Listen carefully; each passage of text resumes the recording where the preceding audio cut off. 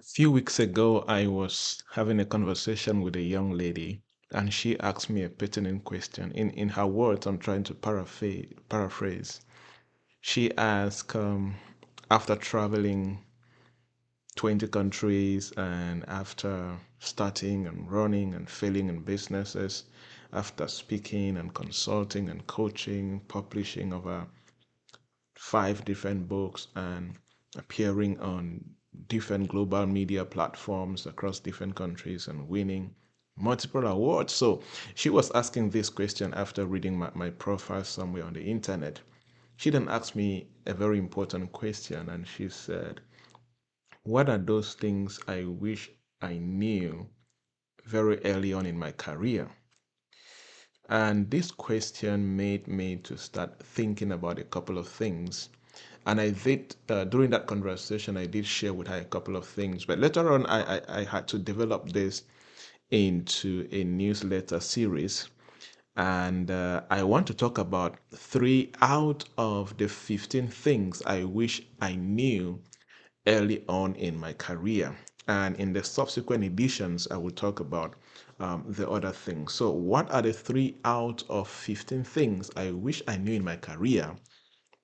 And if anybody's listening to this, maybe you are, especially if you're 35 years and below, I feel that these things will make a lot of sense to you and they can act as very strong lessons that you can pick up and start changing some things in your life and in your career journey so you can be you can become that person that can produce the results that you will desire to see in the career you're building or the business that you're building. So, number one is I wished I knew early on that it was important to intentionally check out the latest activities in my industry where I desire to be a top professional and taking conscious steps to grow proactively. This is very important. You cannot be an industry captain. You cannot be a leader. You cannot dominate in an industry that you are ignorant about, that you are passive about. So when you come to that spot where you are intentionally checking on what are the latest trends and activities in my industry. That is why I always say one of the most important things that can happen to you after you discover your purpose is to really make a conscious decision and make up your mind. This is the industry I would like to build my career in. You don't build a career in thin air. If you study industry trailblazers, industry captains, you see that these are people that over time have built incredible careers in a particular industry. It could be agriculture, it could be technology. Technology is broad. It could be education, healthcare, whatever. But pick an industry. When you do that, develop that conscious effort and proactive actions to always check out what are the latest activities in my industry that I need to be aware of so I am not a reactive professional but a proactive professional. Industry leaders are proactive professionals, not reactive professionals. You can do this by following top universities, subscribing to the newsletter of top professionals, following podcasts where they interview top leaders in that particular industry, reading particular magazines, following particular TV shows, whatever, do that. Number two, the second thing I wish I knew early on in my career is um, I wish that early on I was conscious of taking some moments to look at what has gone well and what I might do differently next time. You know, many a times we focus a lot on just actions, but we don't take the time to stop, taking that moment just to stop to take a look. What has been going well so far in my life in the last 5 years, 3 years, 2 years, 1 year? And what can I do differently next time? The same as what has gone wrong and what can I do differently next time.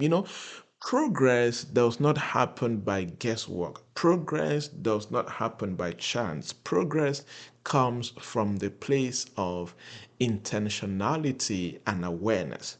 So, taking the time to be conscious of what has been going well in your life and what has been going wrong in your life in a particular season or in the previous years, and intentionally asking yourself the question, might what can I do different the next time? It's very important to think about that, because it will bring you to that position where you will intentionally make some changes that will contribute greatly to your progress. Number three, that's the last point for today, for this episode, is I did not understand early on that one of the fastest ways to move forward in life and career is through building strong, relevant relationships. Now, I use the word building to talk about intentionality. I use the word strong to talk about, that consciousness of investing in a relationship. And I use the word relevant because not all relationships are relevant to your destiny and to your purpose.